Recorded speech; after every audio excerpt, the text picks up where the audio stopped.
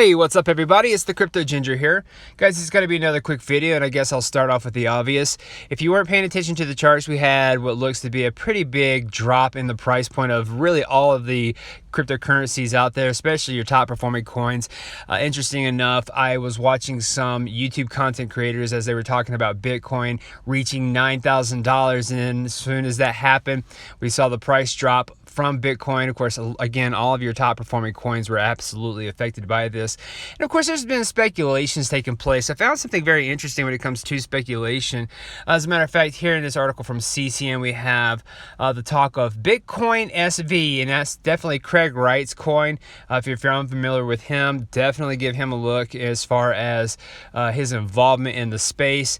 A lot of controversy around that man for sure, but with his own particular coin, it looks as though there was a possible flash crash that took place on Bitfinex, where we saw Bitcoin SV going from roughly around $250 down to $44. And of course, this could have been attributed to many different things taking place in that particular market, and of course on Bitfinex. Of course, also as well, Bitfinex is definitely in one of those conspiracy categories at this point in time when it comes to them and Tether, and I definitely think that in itself is an entirely different video. But if you want to look further into that, definitely take a look at, again, any type of conspiracy talking about Bitfinex and Tether. There could be something that is going to make a huge impact, whether it's negative or positive in the near future, who knows. But we definitely understand that Bitfinex has been on the radar in the news, and now we've seen that there was a possible flash crash taking place on their site. Now, this right here, again, is partly speculation. We definitely had a reference that there was a sudden dump of roughly around 25,000 BSV, or the Bitcoin SV, which stands for Satoshi's Vision. Again, that's just simply something that Craig Wright created as far as an argument against Bitcoin and Bitcoin Cash. But like I said, totally different video. Here we definitely saw, again, a pretty big flash crash taking place on Bitfinex, again, dealing with the BSV coin, and you can go through any of your own speculations regarding what might have happened for this major drop in price. But I'm going to guess that once this particular flash crash took place and we saw a major negative impact on the entire cryptocurrency ecosystem, anybody that was looking at this and saw that their money or their gains were going down probably wanted to get themselves out of whatever currency they were in so they didn't lose any more gains. Hence the reason why we saw the cryptocurrencies falling, and of course all of your top performing coins absolutely were impacted by this. So something to keep in mind. I wanted to kind of trail away from this negative news and kind of go into some of the more positive news, because when you have these types of crashes here, it really actually, in a positive sense, gives more of those investors the opportunity to buy in all of these cryptocurrencies at a little bit cheaper price than what it was actually getting to. Had we seen Bitcoin hit, $9,100 and then $9,500 and then $10,000, I believe that kind of momentum there would have really incorporated a lot of FOMO, or the fear of missing out.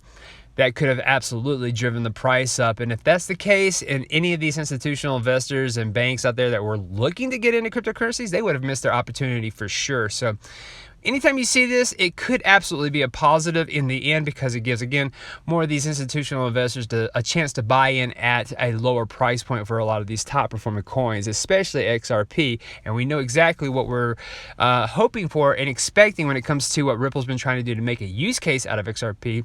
So the future is still bright for all these cryptocurrencies, whether you're seeing negative news or not. I believe that this right here is just simply the beginning stages of these major developments taking place. And that kind of leads me into some of the articles that I wanted to quickly go into as well. I really wanted to start off with this article here from the dailyhuddle.com, talking about a Ripple-backed crypto startup bank that's actually going to be XRP based, and it's of course all based off of a banking app created by XRPL Labs. And if you're unfamiliar with them, definitely give them a quick look into. It is absolutely ran by one of the more prominent names in the XRP community, Xign. And of course, he is somebody alongside of his crew that are working with a lot of people that happen to deal with Ripple and Coil, for example. And I would imagine also as well Xspring. But here we're having some information regarding, again, this particular banking app that's going to be XRP powered, and it's going to be called Xign. I believe I'm pronouncing that correctly, or Sign, but it's Xign.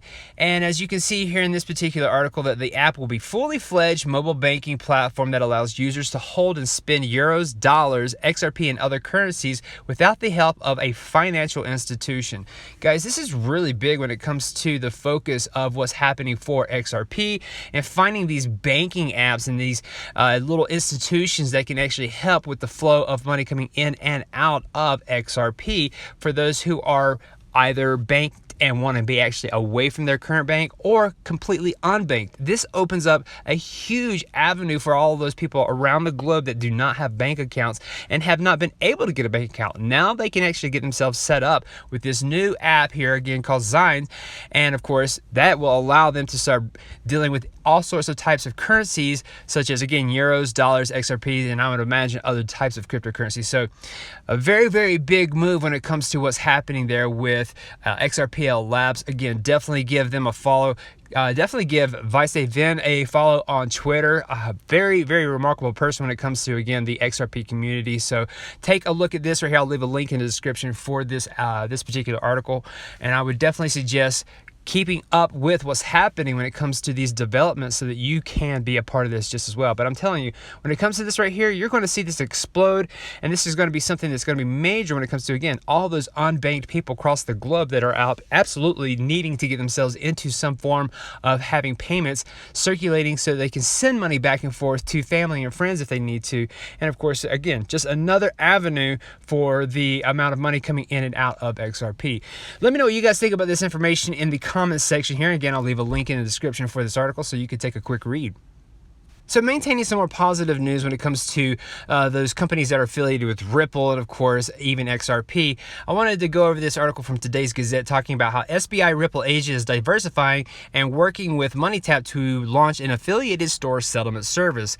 Now, mind you, this right here is part of a demonstration that's going to be taking place with SBI, and according to this article from today's Gazette, we can see that they're going to be working on this particular experiment by conducting QR codes for affiliated store settlement services at a restaurant called Izumi Garden Tower. Now, again, this is based off of a demonstration and, of course, an experiment here between SBI and MoneyTap to see if there's any success with, I would imagine, consumers going into these restaurants and making payments with their QR code. And now this is huge because QR codes are very big nowadays, and of course if you link that up with cryptocurrencies, it's just going to make it even faster when it comes to those payments being settled there.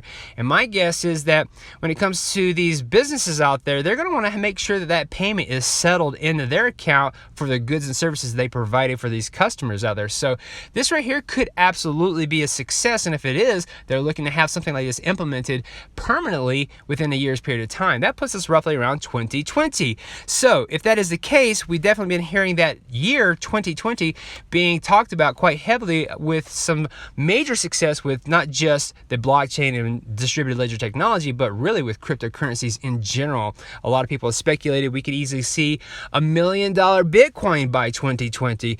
And of course, if you are John McAfee, you're definitely hoping that you see $1 million Bitcoin, especially with the bet that he made. So keep all this in mind, guys. Again, this is a demonstration purpose for SBI working with MoneyTap to see if this is a success. If it is, we can easily see this being implemented within a year's period of time.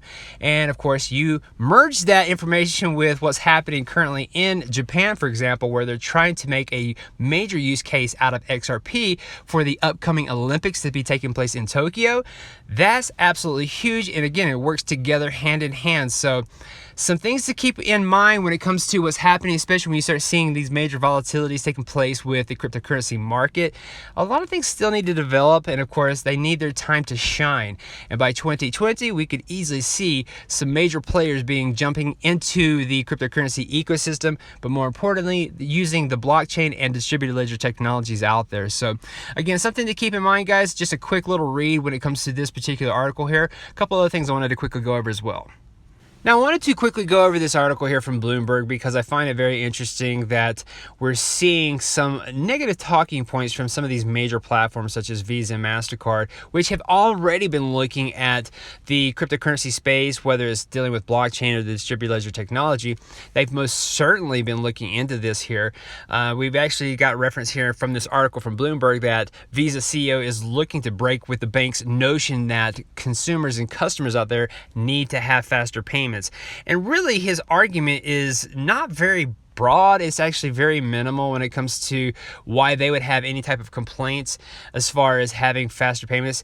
And according to the CEO of Visa, he really is basically stating that if you have a faster payment processing and it goes to consumers in the wrong manner, for example, someone were to send a payment from one person to another and it happens to get to them exceptionally fast, within seconds or even, minutes, the idea of trying to reverse that payment if it happens to go to the wrong person can actually cause issues, I guess, within the foundation of the company there. It won't be nearly as fast to reverse that as it was to send it. And of course, that might cause issues there. But in the end, I believe majority of all consumers and customers are looking to have the fastest method to have their payments submitted over from one location to another or from one person to another. At that point in time, I think that right there takes more precedence over anything. And I find it very interesting here. Again, we're having from the CEO of Visa talking about this negative notion here. When you look at this in a way that actually shows you that these companies were actually looking at, again, this particular space, whether it's blockchain or the distributed ledger technology, they have most certainly been involving themselves with this particular ecosystem. And as you can see here from this article from CCN, this is dated back a little bit, but we can see that Visa did acquire Ripple's partner Earthport for $250 million. So they've most certainly been looking at this particular ecosystem as a way for faster payments. So going back here and seeing that the CEO of Visa is not looking to have the same mentality and the same notion as all these bigger banks out there for faster payments is kind of bizarre to me. So again, I just wanted to kind of show you all that we're seeing some negative talking points here and there when it comes to these major players, and rightfully so. I would imagine that the cryptocurrency ecosystem, whether it's again blockchain or distributed ledger technology, that is a scary movement for these companies because they're so used to the old traditional ways when it comes to sending fiat currencies back and forth. So again, very interesting talking point here, but I definitely don't lose sight of the fact that Visa already acquired Earthport, which is a Ripple partner. We already know that right there has major potential for anybody that's involved with Ripple and of course Earthport. And this right here could have major potential for those who are holding XRP just as well. So guys, this last bit of information here is still, I believe, on the fence. It's kind of questionable, and I've been looking into a little bit more of this to see what the legitimacy is. I personally haven't been able to find anything that negates or even propels this information any further. So I guess with me presenting this to all of you guys, we can actually be on the same playing field here and investigating this a little bit further here. But someone on Twitter by the name of Guess One or at Freedom944-29944, I'm not actually familiar with this particular person, but they posted just recently that here's a huge list of potential partners, strategic relationships, institutions considered potentially by Ripple from 2014. Keep that in mind, guys. This right here is all set up, at least from what we're seeing here, roughly around 2014, almost at the very beginning stages of when Ripple came to the public limelight. And of course, looking further, we can see that wallets activated by one of less active Bitstamp wallets in 2013. This wallet was created by Arthur Bitru. And of course, it goes further to talk about all of the major wallets with big names that are actually associated with this. Again, all of these are really started up from what we're seeing here in 2014. Now, I watched a little bit of Alex Cobb's video yesterday when he went live, and they actually talked about this a little bit further. I found it very interesting as I looked further into this as well, that you see some major players out there when it comes to these names associated with all of these XRP wallets. But what's very interesting, if you were to go back up here to the top, and we're going to use one of these as an example here, Let's just see here from JP Morgan Securities. If you actually click on the bithump.com link there, it brings you to the wallet that's associated with this here through BitHump. And of course, you can see that there has definitely been some money going in here when it comes to XRP, going in and out. All of the ones that are green is money really coming into this wallet. Anything that's red is something that was leaving. And of course, you can see that some of this here, as far as the activity is concerned, took place in 2018. So not that long ago. It was about a year ago when we saw some activity happening with this particular wallet, I should say. Other wallets have had some older dealings when it comes to money going in and out, but nonetheless, we're seeing what looks to be a lot of wallets that were created back in 2014 for majority of all these major players out there, all over the globe, not just in one location, but all over the globe. I would highly suggest you guys taking a look at this. I'm going to leave a link in the description for this particular person so that we can all go in and take a look at this. Please leave in the comment section what you think is going on. And of course, if this is something that actually is substantial and is legitimate when it comes to all these major wallets that were created back in 2014 for all these major players, all these big, huge banks and companies, this could be something that they were already thinking about, with XRP being the standard even back then. And I'm not sure whether or not there was any major affiliation between Ripple the company and all of these companies, these banks and financial institutions and companies out there that they had all these wallets created. But if they weren't in talks with Ripple to at least let them know that they were interested in something that could be a potential future method for them to process money back and forth, that right there goes to show you that XRP was definitely being thought about for all these major companies way before this was something that the public really even knew about.